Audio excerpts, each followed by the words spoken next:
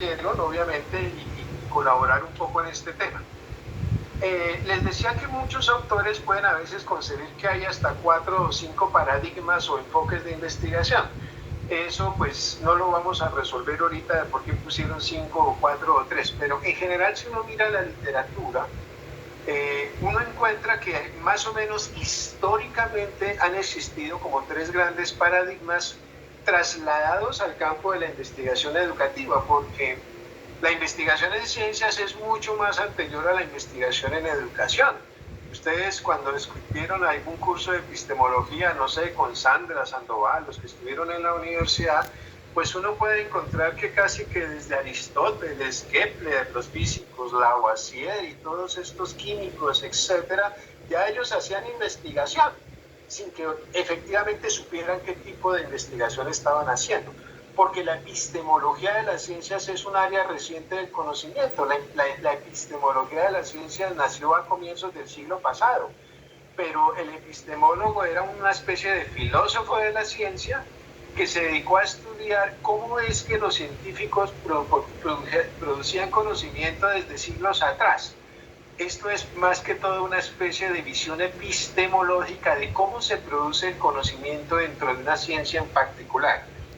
Y entonces esas reflexiones también se trasladaron al campo de la educación.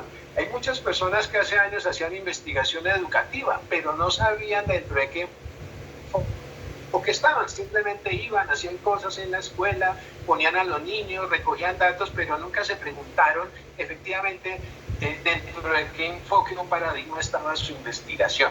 ¿Por qué? Porque esto es una mirada más reciente, una especie de metaconocimiento que las personas que han trabajado en la epistemología dicen, pues vamos a mirar cómo es que investigaron las personas siglos atrás, años atrás, y vamos a proponer un modelo, y esos son los modelos. Ustedes pueden tener el modelo de Kuhn, que es el modelo paradigmático, la ciencia avanza a través de paradigmas, según Kuhn.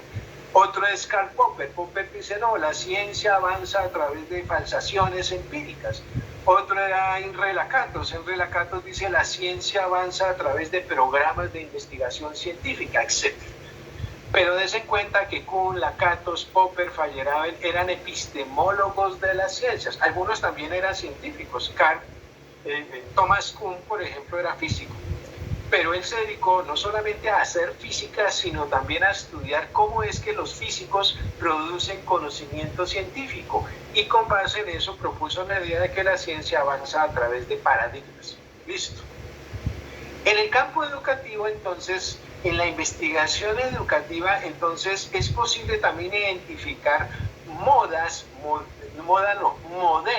proponer modelos de cómo es que quienes hacen investigación educativa producen conocimiento. Y entonces los modelos han sido estos, el que se llama el modelo, el que se llama el enfoque. Aquí empleé la palabra modelo, pero realmente el término correcto es enfoque. Entonces hay quienes han dicho, hay investigaciones educativas que pueden considerarse que están dentro de un enfoque cuantitativo. La idea de cuantitativo también se asocia a la idea de racionalista, a la idea de positivista y a la idea de empírico analítico. Cuando utilizo esos términos casi siempre me estoy refiriendo al mismo tipo de enfoque o paradigma. ¿Cuál es la idea del enfoque empírico analítico, racionalista? También algunos lo llaman naturalista. ¿Cuál era la idea? Tomar el tal método científico. Ustedes recordarán que, bueno, ustedes a mí me formaron con la idea de que existía algo que se llamaba el método científico, que era una serie de pasos muy rigurosos. Formular una hipótesis, comprobar la hipótesis, no sé qué cosas. Pero en general, pues años después se demostró, otros autores demostraron que realmente los científicos no siguen un tal método científico para hacer investigación. Pero eso no lleva tampoco a la idea de que no tengan algún método. Ese método tenía algunas características. Por ejemplo, la observación muy sistemática y rigurosa. ¿Sí? Esa idea de que para poder observar el mundo hay que hacer una observación muy rigurosa y sistemática, porque solamente así podemos ser objetivos. Entonces, ¿cuál es la idea? Solo podemos estudiar lo que es observable, medible, registrable y casi que cuantificable. por eso el enfoque racionalista, empírico, analítico también se llama enfoque cuantitativo. Esos postulados son claves. La idea de que cualquier hecho, inclusive un hecho social, puede ser susceptible de una medición y contrastación observable, empírica y cuantitativa, es decir, debería poder registrarse a través de algún instrumento. Así como yo para medir la temperatura, pues utilizo un termómetro, ¿cierto? Para medir una longitud utilizo un metro. La idea entonces desde el enfoque cuantitativo es que el fenómeno que yo quiera observar sea susceptible de algún tipo de medición, y la idea de que debo tener algún instrumento que me permita aproximarme a esa realidad. ¿Por qué? Porque eso le da objetividad a la investigación. Entonces, esa es una idea clásica dentro de los enfoques empírico-analíticos, racionalistas o también cuantitativos. La idea de medir, cuantificar, contar. Por eso, en este enfoque se dejan de lado aquellos fenómenos que no son susceptibles de cuantificar. Voy a tomar un caso, las creencias. Si yo quisiera hacer un estudio sobre las creencias de los estudiantes acerca de, no sé qué, a ver, algo que quisiera estudiar, las creencias de los estudiantes de educación secundaria acerca de la inclusión, eso que llamamos ahora la inclusión, pues uno diría, ¿será que yo puedo tener un instrumento que cuantifique las creencias? Pues ahí es donde está lo complicado. En la investigación educativa casi que no existen instrumentos de medición como lo existen en las ciencias naturales, el metro, la temperatura. En las ciencias educativas, en las ciencias sociales, en las ciencias humanas, esos instrumentos no tienen esa tal supuesta objetividad que se le atribuye a los otros instrumentos. Pero usted hace una aproximación, usted diseña una entrevista, alguna cosa que le permita no tanto medir la variable creencia, sino cómo se distribuye esa creencia en una población. Pero insisto, está intentando medir cosas que no son susceptibles de medir. Yo no puedo medir una creencia. A lo sumo tendría que crear una escala arbitraria, una escala tal cosa, pero eso es una escala arbitraria, no como en el metro. Usted ya en el metro tiene una escala definida, milímetros, centímetros, metros. En los instrumentos que usted emplea en la investigación educativa, pues puede hacer una aproximación, pero esos instrumentos siempre tienen un margen de error mucho mayor que los tienen los otros instrumentos. Pero insisto en una idea, la idea del enfoque naturalista, cuantitativo, racionalista, es intentar medir de la manera más objetivamente posible un fenómeno particular. El otro enfoque es el paradigma interpretativo, también asociada a la idea de investigación cualitativa, a la idea de investigación hermenéutica, etc. Normalmente en la investigación cualitativa, ¿cómo se dice?, abarca esos conceptos: etnográfico, interpretativo, hermenéutico. Son distintas variaciones que en general todas podrían estar agrupadas dentro de los enfoques que podríamos llamar cualitativos, o también lo que algunos llaman el paradigma interpretativo. Esta es una versión distinta del enfoque cuantitativo. La idea de este enfoque es que los fenómenos sociales, los fenómenos humanos no son susceptibles de medición, y por lo tanto lo único que podemos es aproximarnos a una comprensión de un fenómeno sin intentar medirlo, como los quiere el enfoque cuantitativo.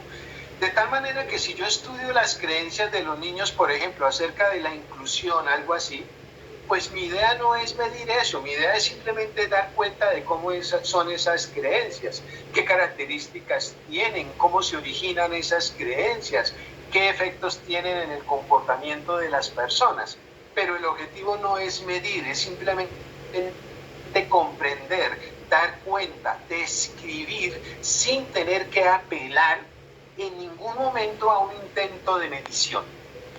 Desde esa perspectiva, el paradigma cualitativo, interpretativo, hermenéutico, etc., no se basa, insisto, no pretende encontrar tendencias, ¿cierto? No pretende ser objetivo tampoco. A diferencia del enfoque cuantitativo que acabo de mencionar, que pretende formular unos enunciados casi que con el carácter de leyes. En el enfoque cualitativo eso no interesa, no interesa generar promedios ni tendencias. Lo que queremos es aproximarnos sobre todo a una comprensión de por qué las personas piensan como piensan. ¿Sí me hago entender? Voy a tomar un caso, la etnografía, que es uno de los métodos, ¿sí? O metodología, no voy a entrar ahorita en esa discusión, que se emplea mucho cuando uno hace investigación cualitativa. La etnografía no nació en la educación, la etnografía nació por allá en la antropología. Los antropólogos se iban a estudiar comunidades aborígenes. ¿Y qué hacían estos etnógrafos? Se integraban a la comunidad aborigen, vivían con ellos, comían como ellos, dormían como ellos, es decir, se integraban a esas comunidades aborígenes. ¿Para qué? Para observarlos, para estudiar qué hacían, por qué hacían lo que hacían. Se da cuenta, por ejemplo, de algunas investigaciones en comunidades aborígenes que eran, ¿cómo se dice? Caníbales.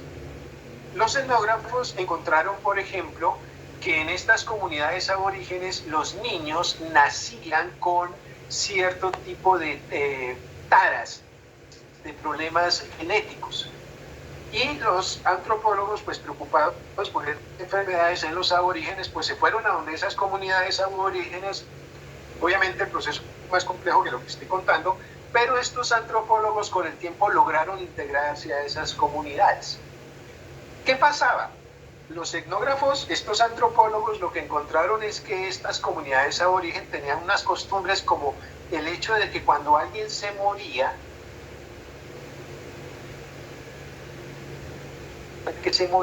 los cocinaban y se los comían.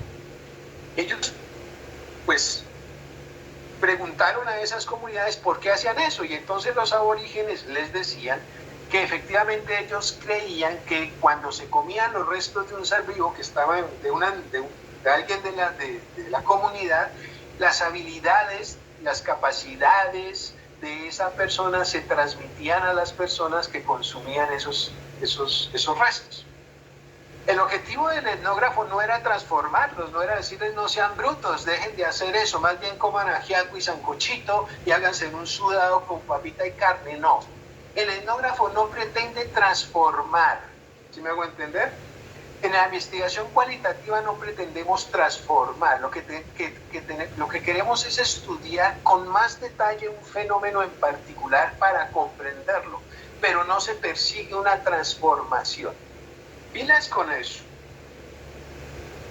Mientras que la investigación de corte naturalista cuantitativa, usted sí puede intentar a través de alguna estrategia cambiar a un grupo de personas, grupos, comunidades. En la investigación cualitativa casi que la tendencia general es que en un estudio cualitativo usted no pretende transformar a los grupos. Insisto, los etnógrafos no pretendían hacer que la gente cambiara sus costumbres y utilizaran el celular. Bueno, ya no había celulares, cuando nace la etnografía y la antropología, no. No era decirles dejen de hacer eso, más bien escuchen radio, escuchen televisión, no. El etnógrafo en cierta medida se calla, observa el fenómeno, lo estudia, pregunta, indaga, pero sobre todo su informe está basado en lo que piensan los aborígenes, no lo que piensa él. Él no iba a colocar en el informe estos indígenas son muy brutos, miren lo que hace, son unos desadaptados, nada. A él no le interesa su punto de vista. Al etnógrafo le interesa es el punto de vista del que está observando, por qué se comen a sus seres, qué presión tienen, qué creencias tienen, por qué pasa lo que pasa, qué atribución le dan. Su informe es una descripción de lo que piensa el otro, no de lo que piensa él. ¿Me hago entender hasta ahí? ¿Alguien tiene una pregunta hasta ahí? Alguien dice, yo no he entendido la diferencia, esa vaina de qué me está hablando, profe. ¿Hasta ahí se entiende la idea? Daniel Mauricio, ¿captaste la idea, Daniel Mauricio? Sí, señora, hay un poquito de confusiones, pero igual, sí, ahí resúmame en una oración la diferencia entre el enfoque cuantitativo y el enfoque cualitativo. Uy, profe, pero en la oración me queda ya, o sea, lo que le digo, o sea, lo llevo en diferentes, pero sí. Que sean 5. Dígame una diferencia. El tipo de datos que también utiliza, las técnicas de recolección de datos, el enfoque. Muy general, no le está Es que sí, parando o sea, bolas. Muy general. No. El enfoque cualitativo está muy centrado en lo objetivo. Pilas con eso. Si en el enfoque naturalista, empírico, analítico, cuantitativo se busca la objetividad, porque estoy tomando datos observables, medibles, registrables, en el enfoque cualitativo no importa la objetividad. Es más, tiene una perspectiva más subjetiva. ¿Por qué? Porque tomando el ejemplo que acabo de mencionar, ¿sí? Des en cuenta que las creencias son muy personales. Cada quien puede creer algo, tener una creencia, una percepción distinta. No estoy buscando una regularidad. Lo que estoy buscando es cómo las personas comprenden un mundo, cómo lo ven, cómo lo entienden, aquello en lo que están inmersos. Eso tiende a ser muy subjetivo. Entonces, mientras que en el enfoque cuantitativo se persigue la objetividad, en el enfoque cualitativo no importa la objetividad. Es más, se diría que los enfoques cualitativos están muy centrados en el estudio de lo subjetivo, de lo que cree cada quien. No importan las tendencias ni nada. Seguimos con la presentación. Hoy en la presentación, la investigación sociocrítica es una especie de enfoque que nace como reacción a estos dos enfoques anteriores, al enfoque interpretativo, cualitativo y al enfoque empírico, analítico o cuantitativo. En el paradigma sociocrítico dice sí, es importante tener en cuenta lo subjetivo, pero lo importante es que en una investigación no es solo, como dice aquí, describir e interpretar. O sea, no se trata como en el enfoque cualitativo de que el investigador se convierta solamente en alguien que describe algo, pero no se transforma nada. El etnógrafo, insisto, el investigador cualitativo iba a las comunidades aborígenes, pero no pretendía transformarlas, no pretendía cambiarlas. En la investigación sociocrítica se cuestiona eso y dice, la investigación educativa, ahora traída al campo educativo, los problemas educativos no se resuelven describiendo las cosas, hay que resolver los problemas. La investigación sociocrítica se centra fundamentalmente en resolver problemas que tienen las comunidades. Por eso deriva un poco la idea de la investigación-acción, pero todavía nos falta un aspecto, ¿estamos de acuerdo? La investigación educativa, según el paradigma sociocrítico, debe estar orientada a resolver los problemas reales que tienen los miembros que están en una comunidad educativa. Pero les hago una pregunta, ¿cómo surgen esos problemas reales? Ustedes normalmente cuando hacen una tesis están en la universidad, están con un profesor, el profesor como que se inventa un problema, dice, yo como que quiero hacer esta investigación y quiero trabajar en este problema. La pregunta es, ¿se consultó a una comunidad en particular para preguntarles realmente si ese era el problema que tenían? ¿Ustedes qué creen? ¿Sí se consultó o no se consultó? La mayoría de veces no se consulta. Casi nunca. El profesor, yo que estoy allá en la universidad hace como 20 años no voy a un colegio. Yo cómo sé cuáles son los problemas reales que tienen en una institución educativa. Yo estoy sentado en mi oficina y me invento problemas porque a veces revisando creo que eso es un problema. Quien está dentro de la investigación sociocrítica dice no, el problema no debe emerger solo del investigador, allá el señor sentado en una oficina. El problema debe ser un problema real que presenta una comunidad. Eso ya marca una diferencia. Mientras que en la investigación naturalista y en la investigación etnográfica, normalmente el problema surge de alguien que está ajeno a una comunidad. En la investigación sociocrítica, el investigador hace parte de esa misma comunidad en la que está inmerso y también vive el problema, entiende el problema. Es más, en la formulación del problema no solamente es una formulación de él, es una consulta que se le hace a los miembros de una comunidad, ¿se me va a entender? Para identificar sus problemas y decidir cómo trabajar sobre ellos. Ahí hay una diferencia enorme. Continúo con la presentación. No voy a centrarme en todos. En el enfoque cuantitativo, empírico, analítico, racionalista, etcétera, se dice que fue el traslado, ya lo dije, fue la idea de trasladar el método de investigación de las ciencias naturales al campo de la investigación educativa. La idea de que existe un método, aunque eso ya ha sido muy cuestionado. Pero esa fue en sus orígenes esa idea que se tenía de hacer investigación educativa. La idea de que yo puedo ser altamente objetivo, de que existen verdades universales, de que la ciencia es neutral y que en cierta medida los problemas educativos tienen una generalidad, es decir, que no son solamente particulares de una población o de un grupo de individuos, sino que de alguna manera esos problemas tienen algún carácter de generalidad que se observa en distintas poblaciones, grupos de individuos y que por lo tanto, si yo hago una investigación con un grupo pequeño, eso lo puedo generalizar a todos los grupos similares a aquel en el que estudié. Esa es una creencia muy fuerte en la investigación educativa. De la investigación educativa creemos que los resultados de investigación son generalizables a todo el mundo. Los que trabajan en investigación cualitativa dicen, no, eso no es posible. Los grupos humanos son particulares. Cada grupo es distinto del otro. Por lo tanto, los resultados de una investigación solamente pueden dar cuenta o se pueden describir a una población en particular. No se pueden generalizar a ninguna población porque cada población es distinta, Aquí hay unos principios de la investigación cualitativa. Dice, primero que todo, observar solamente la conducta no es suficiente. Yo, por ejemplo, podría decir, yo fui a una comunidad de caníbales y observé que ellos se mataban, se quitaban los brazos, qué sé yo, hacían muchas cosas que para mí pueden ser horrorosas, ¿sí me voy a entender? Pero lo importante no es la conducta, sino las creencias que están detrás de esas conductas. ¿Por qué las personas hacen lo que hacen?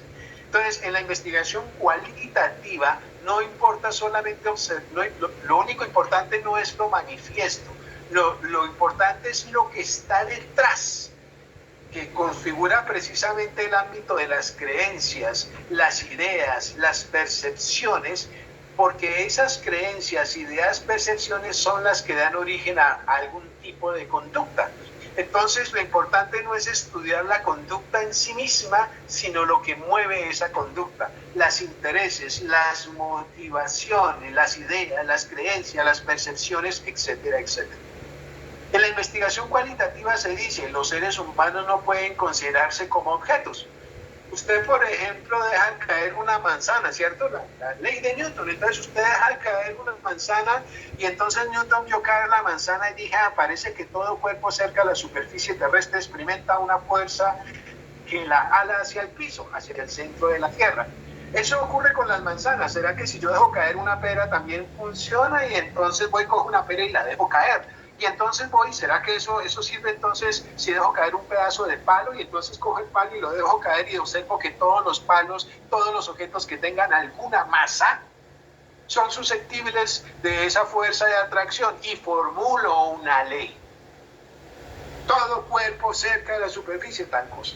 La pregunta es, ¿los seres humanos son objetos? Es decir, lo que yo observo en un grupo de individuos podría casi llegarse a generalizar a todos los individuos. En la investigación cualitativa se dice no es posible generalizar porque los seres humanos no son objetos regidos por leyes físicas. Entonces, en cierta medida, los comportamientos humanos no se pueden explicar por leyes, dependen de las condiciones de su entorno. Sus actuaciones no pueden explicarse como si estuvieran regidos por principios o leyes. Pilas con eso. En el campo de la educación, entonces, viene la misma idea, y es que lo que usted quizás probó en algunos estudiantes no necesariamente tiene que funcionar en otros, y eso es lo que muchas veces observamos. A veces se hacen investigaciones y uno dice, ¿y será que eso se puede aplicar aquí? Y uno va y lo aplica y se observa que los resultados no son los mismos. ¿Por qué? Porque si usted está dentro de un enfoque cuantitativo, debería pasar. Pero si está dentro de un enfoque cualitativo, debería precisamente aceptar que los resultados de su investigación no pueden ser generalizados a otros grupos como si se tratara simplemente de una generalización de una ley, por ejemplo, como la ley de atracción gravitacional. En la investigación sociocrítica, realmente esos debates no importan. En la investigación sociocrítica, lo importante es que la investigación contribuya a resolver el problema que se abordó. Y en esa perspectiva, por ejemplo, en la investigación-acción dice que lo importante son los procesos de reflexión en que los participantes deben convertirse en investigadores. Y aquí hay una idea particular. En estos dos enfoques, la investigación la hace normalmente una persona ajena al grupo humano. En la investigación-acción, normalmente el investigador se convierte en un sujeto más, pero las otras personas también son investigadores. Tomo el caso, los alumnos, los colegas, todos deben participar del proceso investigativo. Por eso les decía que los artículos que ustedes mostraron como investigación-acción o que están dentro del paradigma sociocrítico realmente no lo están. ¿Por qué? Porque la persona que hizo la investigación fue un señor que fue y aplicó por allá una estrategia, hizo un poco de cosas, recogió los datos, se fue para la universidad, los presentó y obtuvo el título de magíster. En este enfoque sociocrítico, usted debe lograr que los estudiantes, sus colegas y la comunidad participen también activamente como investigadores, como si hicieran parte del proceso de investigación. No solamente dando datos ni contestando encuestas, sino que además se conviertan también en, ¿cómo diríamos yo?, co-investigadores.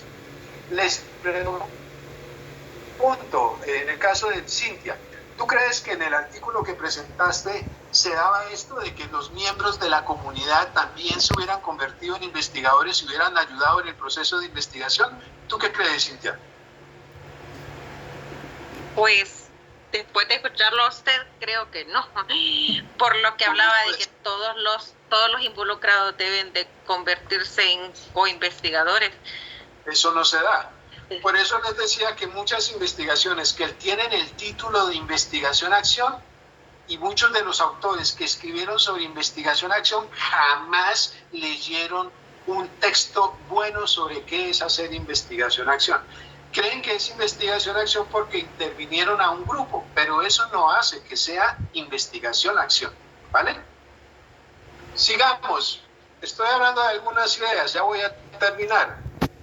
Ya he adelantado algunas ideas. En el paradigma cuantitativo, cuantitativo, racionalista, etcétera, se utilizan métodos cuantitativos, estadísticas, trabajo del laboratorio. A veces el aula es vista como un laboratorio donde el profesor vaya a hacer una especie de experimento con los estudiantes. Registro de datos, observación muy sistemáticas que se adecua a índices matemáticos. ¿Cuál es la idea en general? La idea de que en un enfoque cuantitativo usted utiliza instrumentos que le permiten en alguna medida dar cuenta de un fenómeno en particular utilizando algún tipo de escala numérica, cuantitativa, que es susceptible de algún tratamiento estadístico. Eso es una característica del paradigma cuantitativo, racionalista, empírico-analítico. En el enfoque cualitativo, el paradigma interpretativo, cualitativo, etcétera, eso no se tiene en cuenta. Entonces dice, ahora, normalmente cuando usted hace investigación cuantitativa ya sigue una serie de pasos. No estoy hablando del método científico, pero ya sigue como una serie de pasos completamente definidos. En la investigación cualitativa, a veces esos pasos no están muy claros. Es decir, el estudio se va perfeccionando a medida que el mismo estudio avanza. Usted puede hacer cambio, hacer retrocesos, hacer algo más que no había tenido en cuenta. Depende mucho de la interacción que usted vaya teniendo con los sujetos investigados. Usted puede ir haciendo adaptaciones, incluyendo, quitando, etc. Es decir, en los enfoques cualitativos la investigación tiende a ser un proceso mucho más flexible. En la investigación cuantitativa los diseños, los métodos tienden a seguir ya unas etapas previamente definidas que usted debe seguir paso a paso para llegar al final de su investigación. Aquí no hay una secuencialización de las etapas, usted puede ir quitando, adicionando, etc. Otra idea importante de la investigación cualitativa, la observación es clave. Yo les decía, los antropólogos se iban a estudiar esas comunidades aborígenes, pero no iban y aplicaban una encuesta y ¡chao, nos vemos! Esos etnógrafos, esos antropólogos, eran personas que convivían con esas comunidades durante largo tiempo. Podía ser 1 año, 2 años. Hay informes etnográficos, antropológicos, en donde un antropólogo se fue a estudiar una comunidad aborigen y estuvo 10 años con ellos, observándolos, hablando con ellos, aprendiendo su dialecto, sus creencias religiosas, por qué creen en lo que creen, qué piensan de la vida, del bien, del mal, todo lo que se les ocurrió. La observación participante es clave en una investigación cualitativa. En cambio, en la investigación cuantitativa casi nunca hacemos observación participante. Usted va y aplica un instrumento, recoge los datos y hasta luego pues. Aplica un instrumento o lo que sea, chao. No hace observación participante. En la investigación cualitativa, la observación participante es una de las principales técnicas de recolección de información. Puse un extremo, 10 años, pero no. Usted puede hacer observación participante estando en una comunidad 1 mes, 2 meses, 3 meses. Lo cierto es que la observación participante sí es mucho más prolongada que la simplemente ir y recoger un dato, estarse un día en un salón de clase y pensar que con eso ya usted tiene o puede dar cuenta de un fenómeno de manera clara, precisa, coherente. En la investigación sociocrítica, como hemos dicho, el investigador se convierte en un sujeto más, junto con los investigados que también se convierten en investigadores.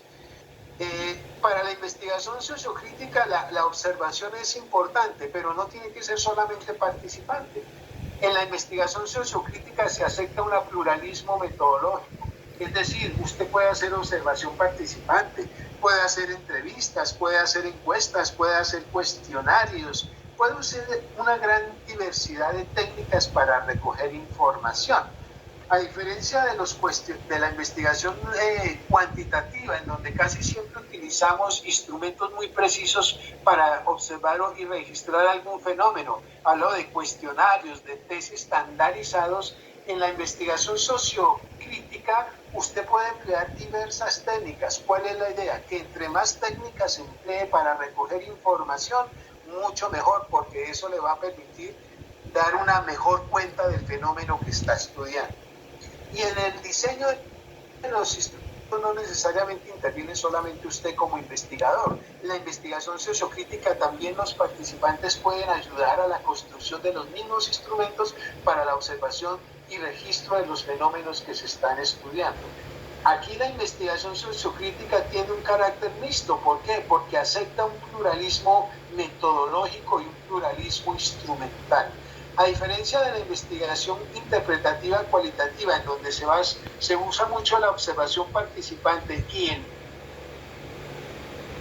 la entrevista, aquí en la investigación sociocrítica todo eso sirve, más lo que se hace en la investigación de corte cuantitativo. Y quisiera entrar a una parte final. En la investigación sociocrítica se siguen unas etapas que son claras: acción, planeación, acción, observación y reflexión. Estas etapas son claves en un diseño al que llamamos investigación-acción. La investigación-acción, si ustedes se leen un texto original de un autor que hable en serio de investigación-acción, entre ellos Stephen Kenneth, Wilfred Carr, que son los primeros autores de la teoría sociocrítica, ellos explican muy bien qué es eso de la planeación, acción, observación, reflexión y vuelta.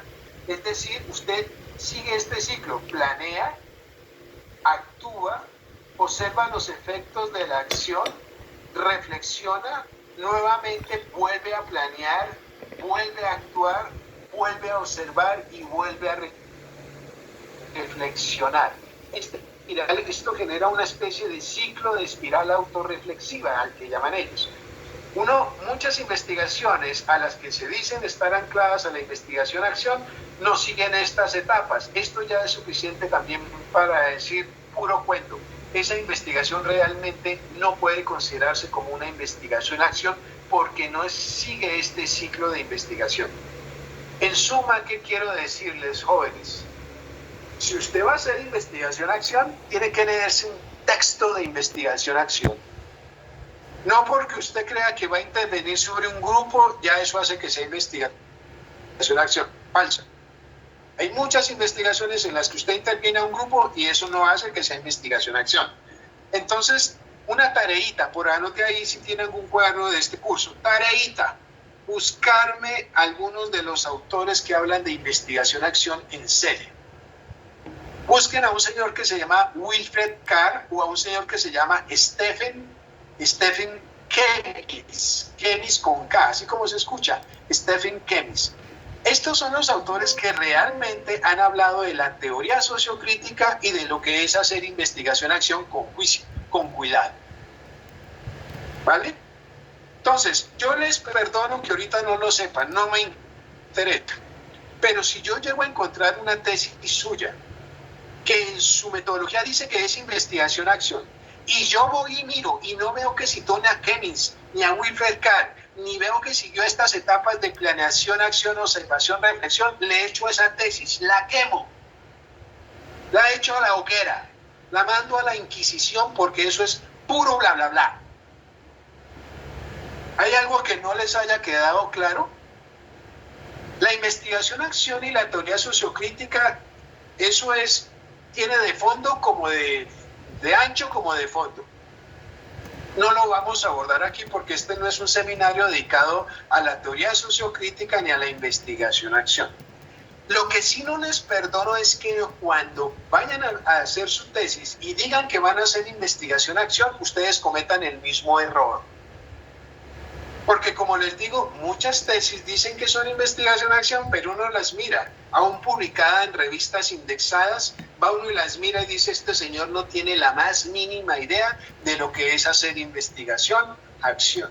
Si ustedes lo van a hacer, por favor deben profundizar, buscar autores que hablen muy bien de qué es investigación-acción y no pensar que simplemente porque van a intervenir a un grupo ya eso es investigación y le pueden poner eso a su tesis.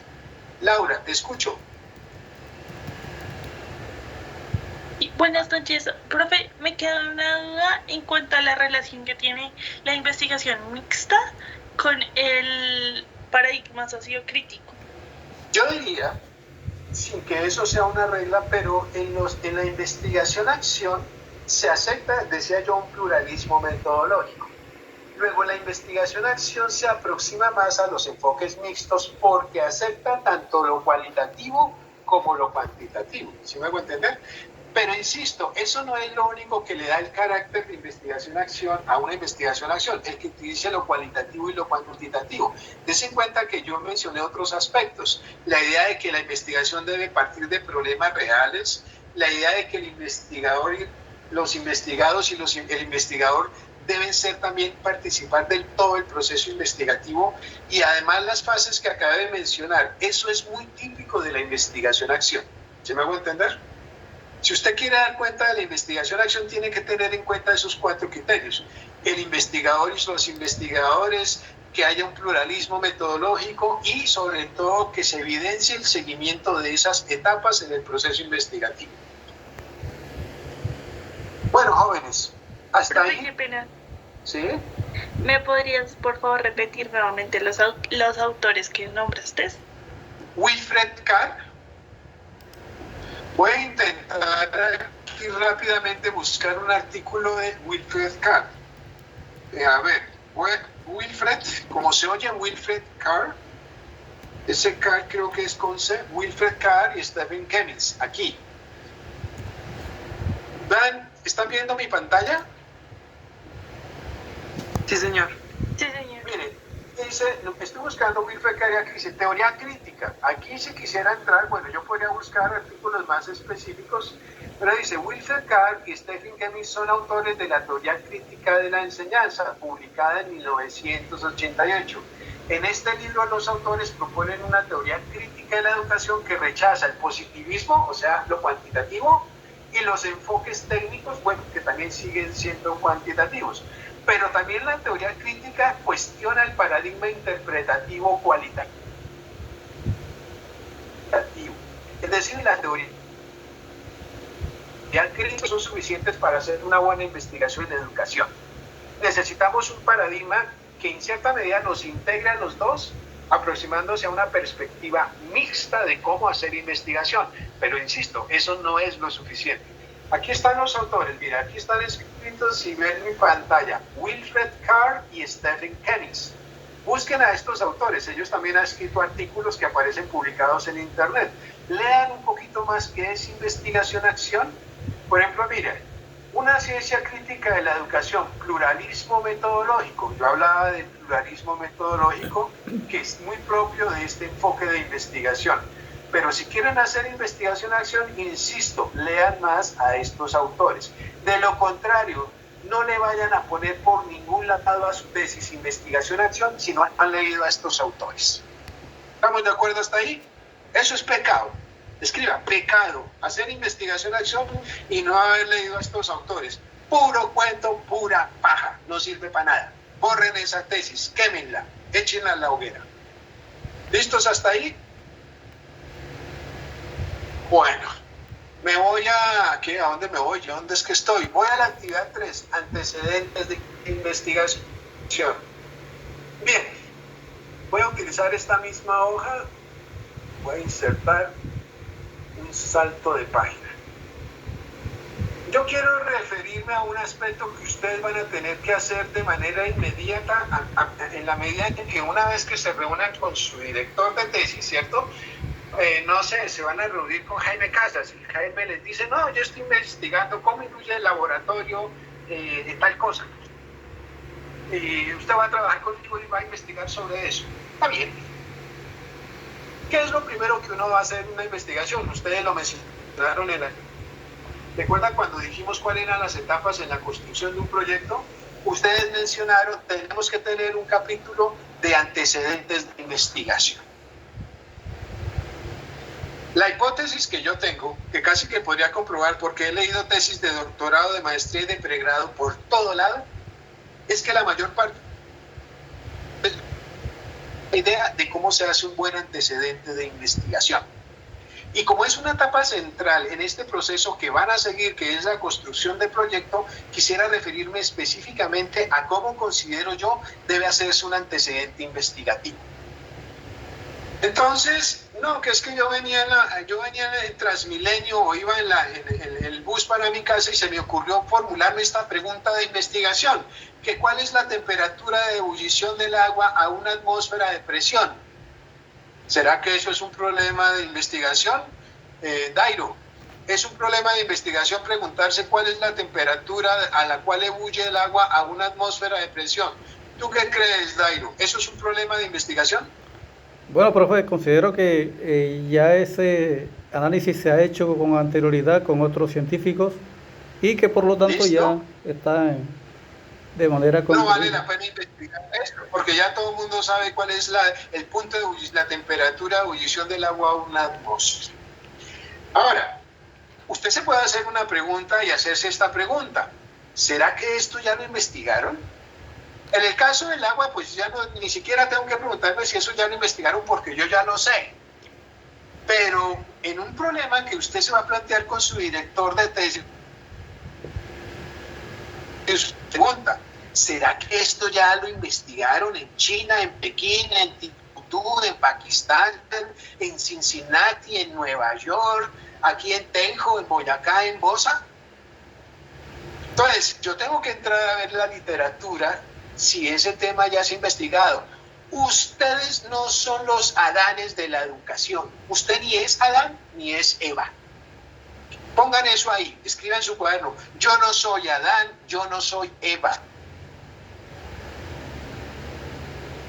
Por lo tanto, es admisible, razonable pensar que quizás ya hay otros que si no han investigado lo mismo que yo, por lo menos quizás han hecho aproximaciones a estudiar fenómenos como el que yo quiero estudiar. Y por eso se requiere hacer una revisión de antecedentes. Ustedes no son los Adanes, no son las Evas. Por muy original que usted crea que quizás es mejor que antes de que piense que usted es Adán, mire si ya hay otros Adanes, si hay otros que han sido precursores a usted. Por eso es necesario revisar antecedentes. Pero no es una revisión tampoco, que yo voy a meterme en internet y voy a meter 3 descriptores a ver si sale algo. Que como no salió nada, entonces yo sí soy Adán. ¿Será que busco bien? ¿Qué tal que meta los descriptores que no son? Por ejemplo, vamos a poner un caso. Yo quiero averiguar si ya se ha empleado la enseñanza basada en problemas en la enseñanza de las reacciones químicas. Por favor, entren a internet y busquen si ya se ha aprobado la resolución de problemas. Voy a poner resolución de problemas para la enseñanza de las reacciones químicas. ¿Qué descriptores van a meter? Entren todos a su computador y busquen si hay ya personas que han investigado si se ha aproximado a enseñar las reacciones químicas con base en utilizando la resolución de problemas. Voy a hacerlo yo también en mi computador. Voy a escribir resolución de problemas y enseñanza de las reacciones químicas. A ver qué me sale a mí.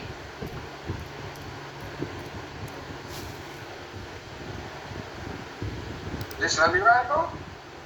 ¿Qué me dice? Voy a meterle sin negarlo que salga PDF. A ver.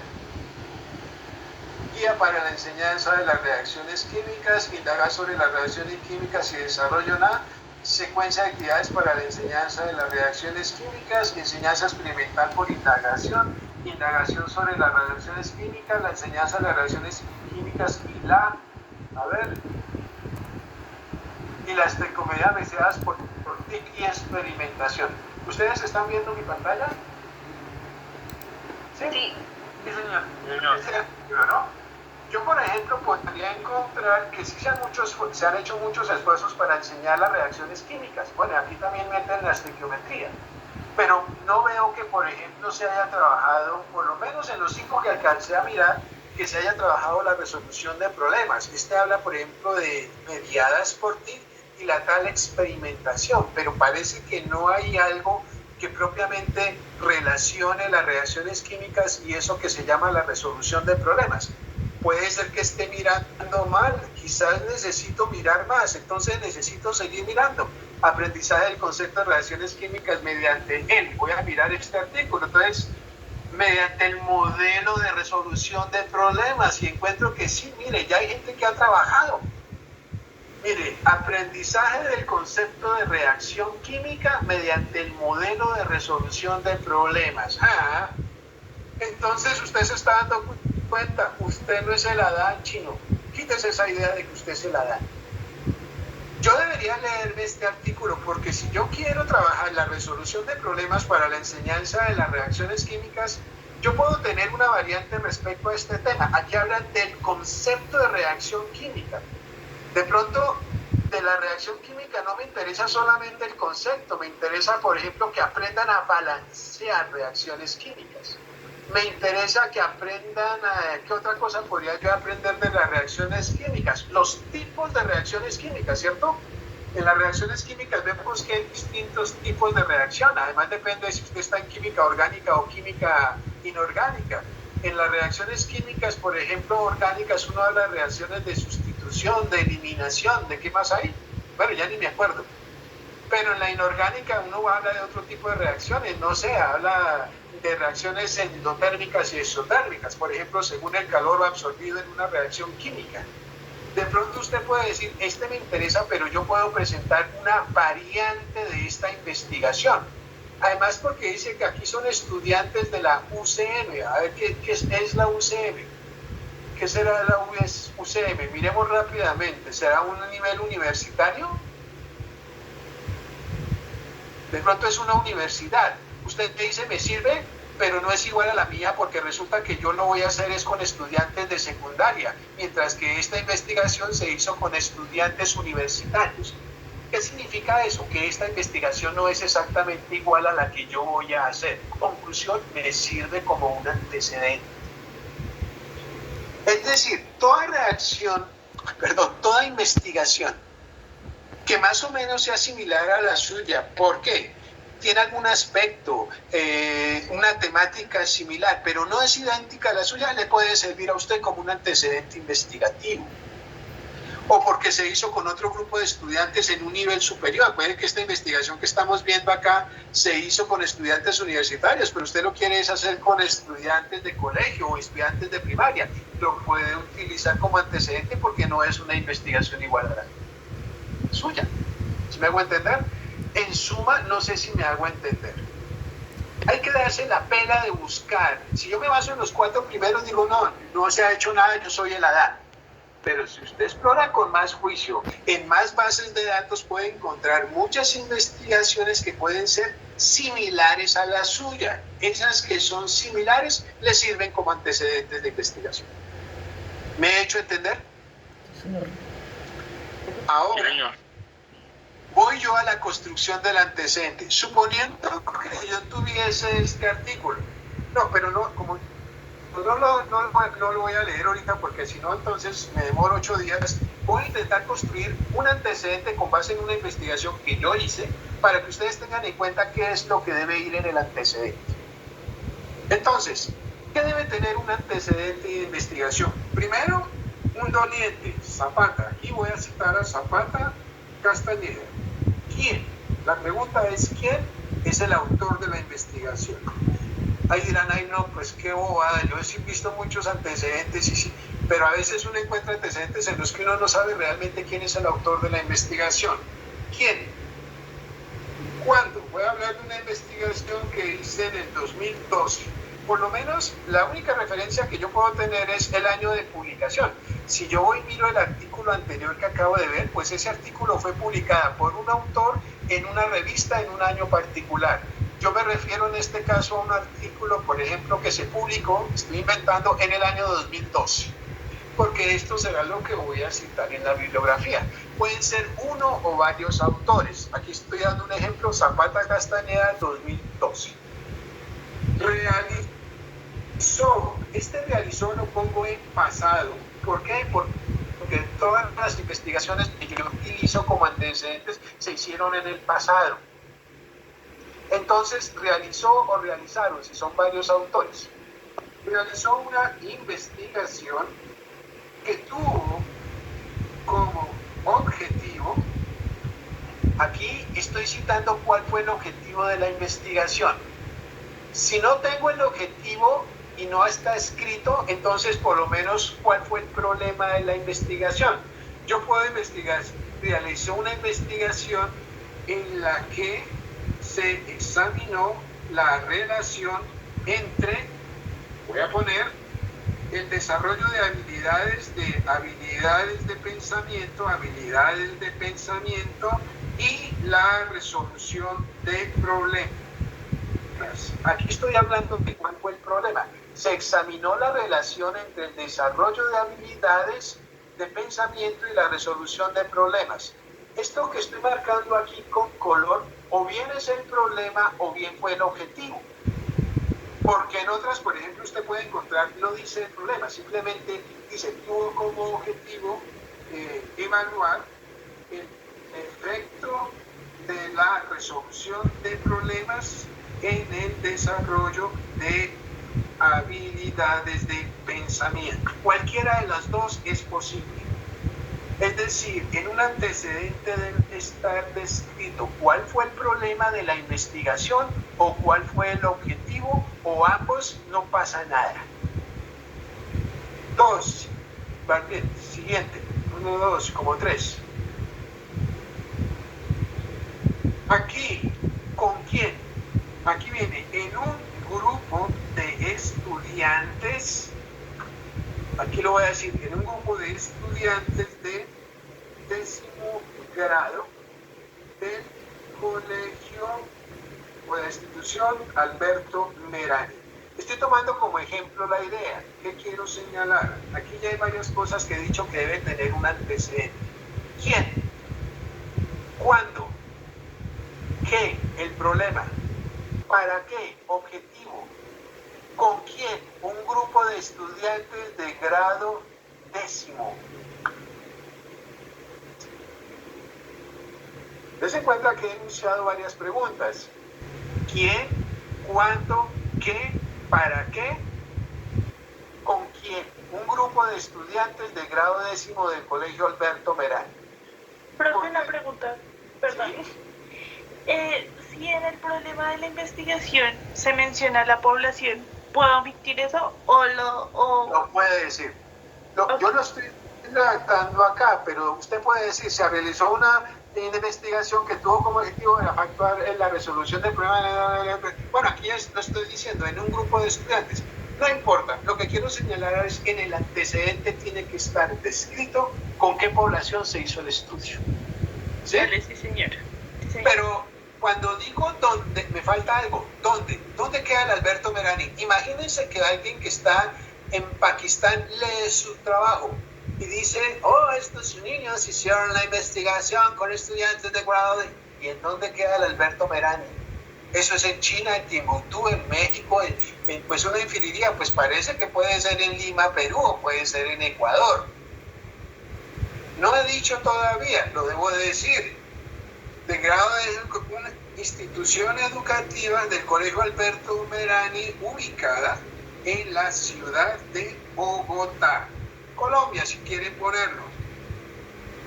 En muchas investigaciones se dice, por ejemplo en esta que estábamos mirando, a ver si puedo mirarla ahorita, ¿en dónde está la USM?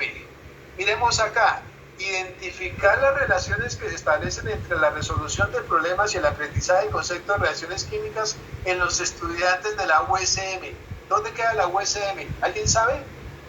No lo dice. Es la Universidad Complutense de Madrid. Ah, bueno.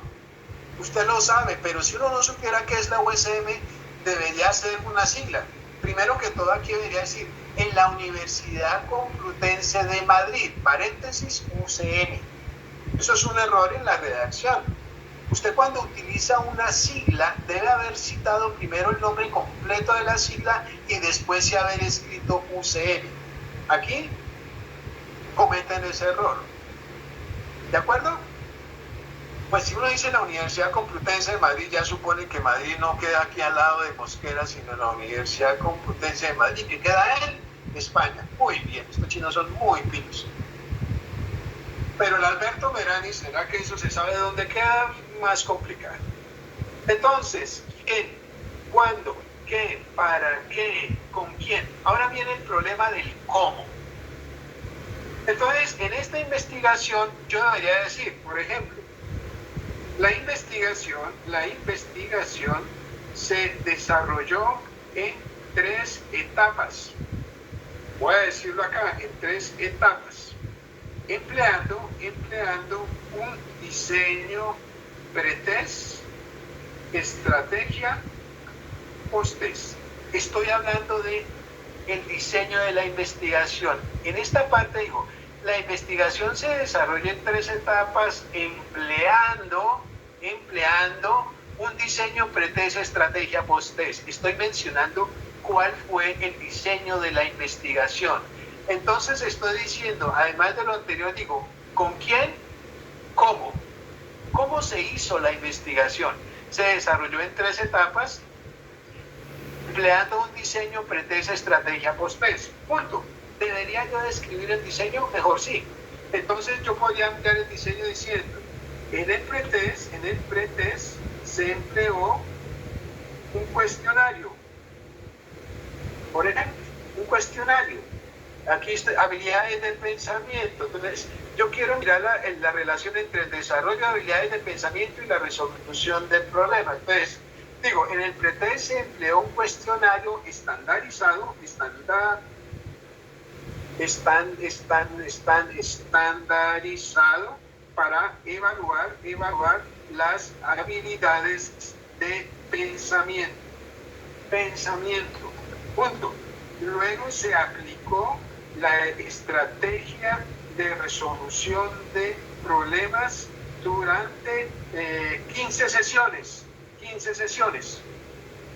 Y finalmente se aplicó una prueba post-test similar a la pre-test.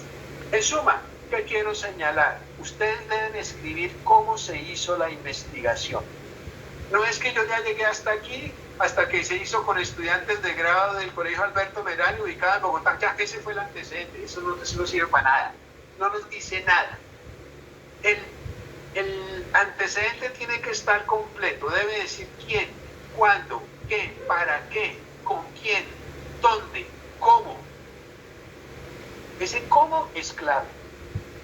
Y aquí en cierta medida estoy diciendo cómo y con qué. Esa siguiente pregunta es ¿con qué? Ese con qué se refiere a los instrumentos. Aquí estoy diciendo cómo. En el pretest se empleó un cuestionario, ya estoy diciendo que empleó un instrumento estandarizado para evaluar las habilidades de pensamiento. Luego se aplicó la estrategia, estoy siguiendo en el cómo, durante resolución de problemas durante 15 sesiones. Ahora, ¿lo puedo describir más? Puede escribir más en qué se basó la estrategia de resolución de problemas. Usted mirará qué tanto puede ampliar el antecedente. Luego se aplicó la estrategia y finalmente se aplicó un post. Ese se aplicó un post-test, pues también ya me está diciendo que utilicé un instrumento que es un post-test similar al pretest. Luego yo infiero que también fue algún tipo de cuestionario. ¿Quién? ¿Cuándo? ¿Qué? ¿Para qué? ¿Con quién? ¿Dónde? ¿Cómo? ¿Con qué? Todas esas preguntas son distintas, pero usted debe colocarlas en el antecedente. ¿Cuánto me he gastado? Todavía creo que voy en un párrafo. Es decir, para construir un antecedente usted puede gastar 1 o 2 párrafos, no pasa nada. Lo importante es que esté todo lo que acabo de mencionar. No es lo mismo esto que... O sea, si yo voy a mirar un antecedente ya tengo idea. Se hizo la investigación, qué se hizo, para qué, con quién se hizo, en dónde se estaba esa institución, cómo se hizo y qué instrumentos se emplearon. Yo ya tengo una idea muy clara más o menos de cómo se hizo esa investigación. Finalmente, algo que debería aparecer en todo antecedente es qué conclusiones se llegó, qué conclusiones tuvo el estudio. Yo aquí no lo, aquí estoy inventando, como estoy inventando, podría decir, la investigación mostró que la aplicación reiterada de la estrategia de resolución de problemas basada en el desarrollo, más bien fomentó el desarrollo de las habilidades de pensamiento en por lo menos el 50% de los estudiantes que participaron. Estoy dando un ejemplo de lo que podría ser una conclusión. ¿Para qué llegar a todo esto y describir todo esto si no he dicho o mencionado por lo menos cuáles fueron unas o algunas de las principales conclusiones del estudio?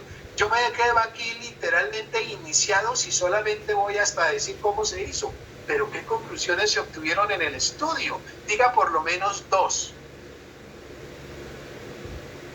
Las importantes, usted lee el artículo y dice, mire, en esta investigación la conclusión fue que la resolución de problemas no contribuyó en nada al desarrollo de habilidades de pensamiento. ¿Listo? Eso no es una conclusión de la investigación. Usted no entra a cuestionar si sí o si no. Usted lo único que hace es citar a qué conclusiones llegaron en ese estudio, pero no las puede evitar. Tiene que ponerlas, porque si yo voy y leo su tesis y digo, bueno, ¿y qué? Mencionaron que hicieron 20 cosas, pero ¿cuáles fueron las conclusiones de esa investigación? Si ese antecedente no llega hasta las conclusiones, no sirve para nada. Deséchelo, bótelo, no sirve para nada. ¿Me he hecho entender en cómo se construye un antecedente de investigación?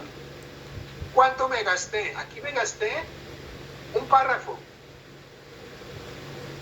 Ustedes pueden gastarse 2, no pasa nada.